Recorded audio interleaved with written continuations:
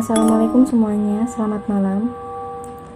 Pada malam ini saya akan menceritakan salah satu pengalaman saya yang terjadi pada saat saya pertama kali menempuh kuliah. Jadi sekitar tahun 2015. Itu saat aku baru masuk kuliah, masih menjadi mahasiswa baru, yang dimana aku baru mengenal kota itu, yaitu kota Malang. Aku juga baru mencari tempat untuk tinggal. Akhirnya aku di sana menemukan tempat kos. Itu adalah kos pertamaku saat aku kuliah dulu. Saat itu kos itu aku diberitahu oleh teman-temanku kalau ada kos di daerah belakang kampus saat itu. Nah,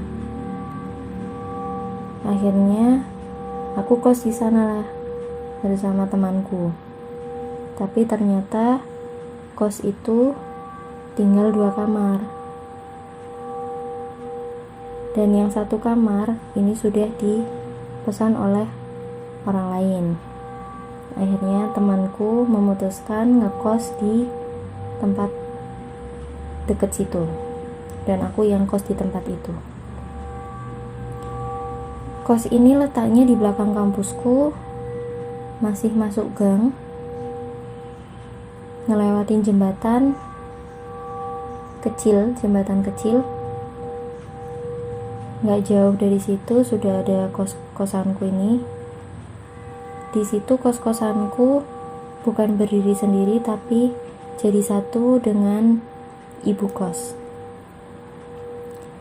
Nah, kos-kosanku ini posisinya 2 lantai. Aku menempati lantai 1 saat itu. Menempati lantai 1 yang dimana lantai 1 itu ada 3 kamar, 1 kamar mandi.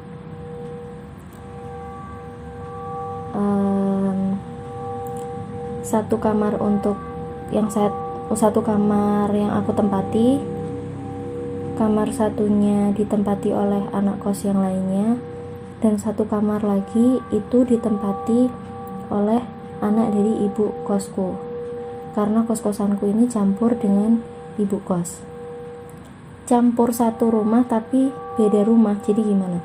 Satu rumah ini kos-kosanku, jeda tempat parkir motor, lalu rumah ibu kos, lalu ada tangga ke atas, itu untuk yang lantai 2. Nah, saat itu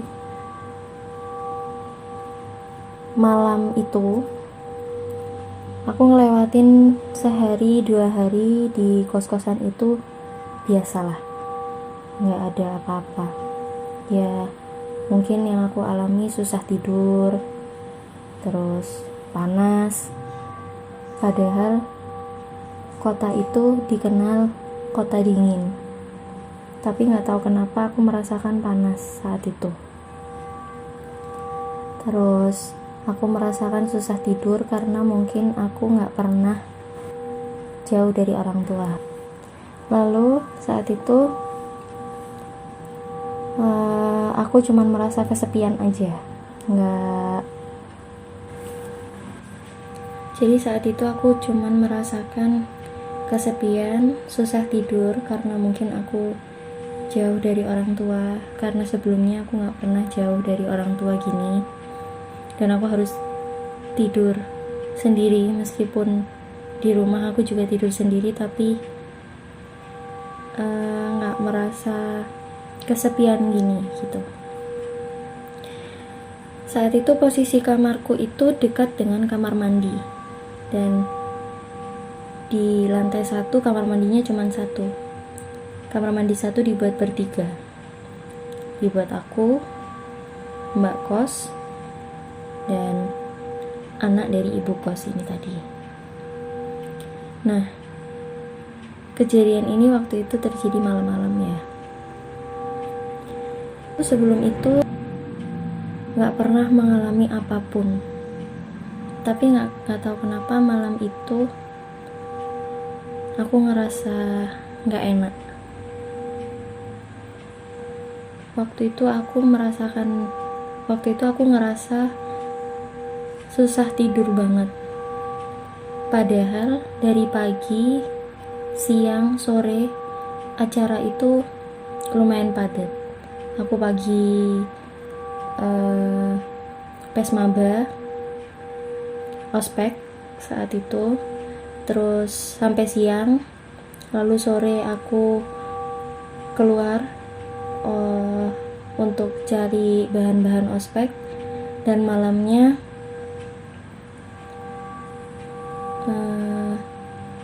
aku sudah di rumah, aku sudah di kos. Malamnya aku nyampe kos itu kira-kira jam 7 malam.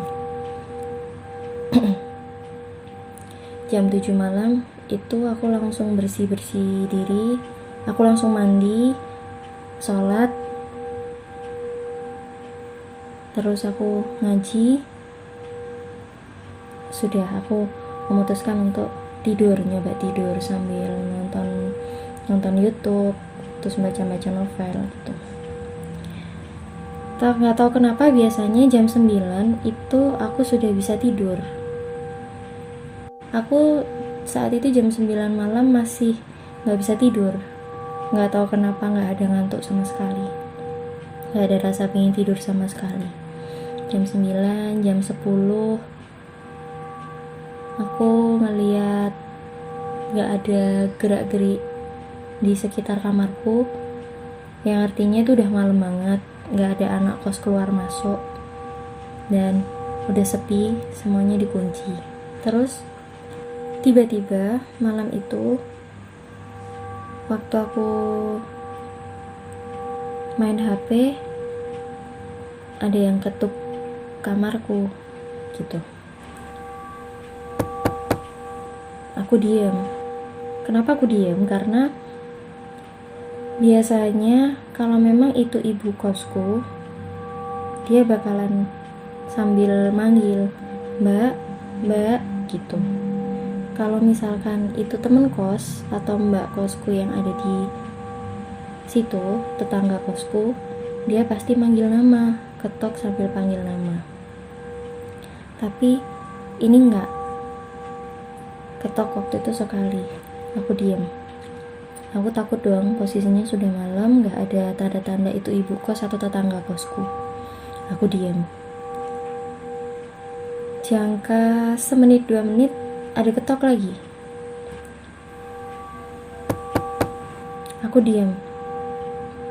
Aku sambil tutup selimut karena aku ngerasa takut banget, gak tahu kenapa. Padahal kalau dipikir positive thinking aja, mungkin itu tetangga kos kali ya gitu.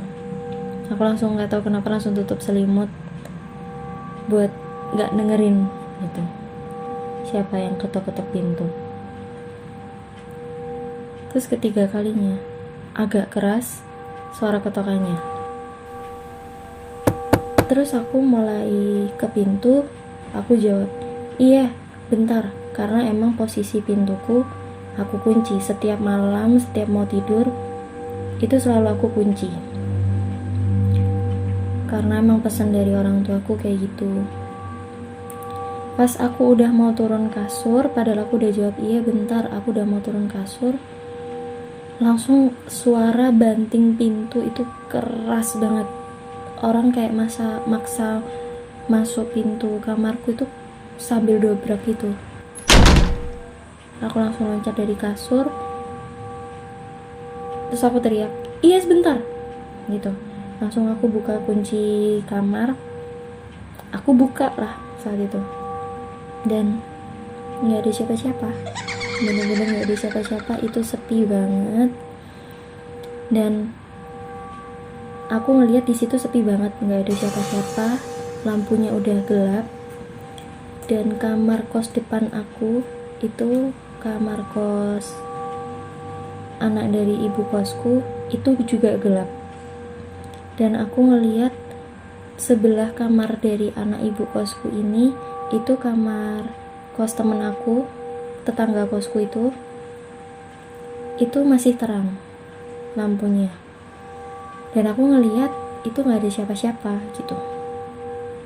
Langsung aku tutup pintunya, aku kunci lagi, aku langsung lihat HP dong. Aku langsung chat line waktu itu.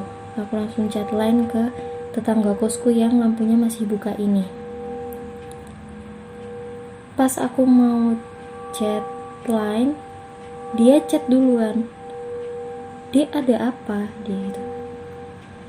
Dia ada apa? Terus aku refleks dong, loh mbak, di kamarku ada yang ngetuk pintu, ada yang dobrak pintu. Iya, aku dengar, dia bilang gitu. Aku dengar, aku ngelihat nggak ada siapa-siapa, kirain kamu dari kamar mandi terus nutup pintu banting, dia bilang gitu. Terus aku bilang, bukan mbak, aku nggak dari kamar mandi, aku juga nggak dari mana-mana, aku nggak keluar kamar sama sekali dari tadi. Aku ngelihat depan pintu juga nggak ada siapa-siapa, dia gitu. Aku gitu. Terus dia bilang, aku dengar kamarmu tuh kedobrak. Iya, aku juga dengar kalau kamarku kedobrak gitu. Makanya aku mau tanya ke mbak, kok ternyata mbak chat aku duluan gitu. Jadi posisinya pas aku mau chat tetangga kosku ini, dia chat aku duluan. Dia juga kaget dan dengar kalau misalkan pintu kamarku ini ada yang dobrak. Terus aku tanya, emang mbak I? Nah, mbak I ini anak dari ibu kosku. Emang mbak I belum datang ya? Apa tadi itu dia yang ngetok kamarku? Gitu aku. Terus tetangga kosku bilang, loh belum pulang kantor, dia gitu. Dari tadi kamarnya emang kosong, gelap. Tetangga kosku bilang gitu. Loh, terus siapa yang ngetok kamarku, siapa? Nggak ngerti dek, kamu sini, kalau berani kamu ke kamarku aja, kamu tidur di kamarku aja malam ini. Nggak berani, aku nggak berani gitu. Aku langsung jawab kayak gitu kan. Terus tetangga kosku langsung bilang, yaudah udah nggak usah didengerin, kamu langsung baca doa aja, kamu tidur aja langsung, aku juga mau tidur, aku mau kunci pintuku aja. Dia langsung kunci pintunya, aku langsung merem-meremin mata aku, pokoknya aku bisa tidur malam itu, aku nggak mau kebangun lagi gitu, aku takut banget saat itu. Dan ternyata kamar kosku ini itu dulunya gudang yang awalnya memang nggak niat untuk dibuat kamar kos gitu, karena ada aku yang kebetulan mahasiswa baru yang cari tempat kos.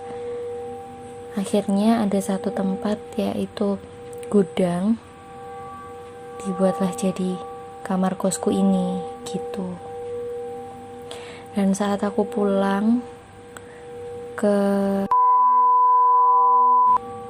aku ceritalah pengalamanku ini sama orang tuaku. Karena mamaku sedikit panik dan aku juga baru pisah dari orang tua, akhirnya dibawa ke semacam orang pintar. Di situ aku cerita semuanya, gimana pengalaman aku ini dari awal sampai akhir. Dan percaya nggak percaya sih ya, dia bilang kalau memang ada yang ingin kenalan lah gitu kasarannya, kenalan siapa sih yang nempatin tempat ini, kan ini tempat aku, kok ditempatin sama seseorang gitu. Dan orang pintar ini bilang, ini pakai bahasa Jawa sebenarnya, aku translate aja ya. Untung mbak, kamu gak buka pintu cepet-cepet waktu itu saat dia ketuk pertama. Soalnya kalau misalkan kamu ngeliat wujudnya, kamu gak bakalan kuat dan bakalan pingsan gitu, karena yang ditampakkan itu wujud seremnya. Dan setelah itu sama orang pintar ini dikasih semacam doa. Terima kasih untuk kalian sudah mendengarkan cerita kita, dan kalian juga bisa bagi cerita-cerita mistis kalian ke email kita yang ada di kolom deskripsi. Jangan lupa like, share, and subscribe channel ini, serta nyalakan tombol notifikasinya. Assalamualaikum, selamat malam.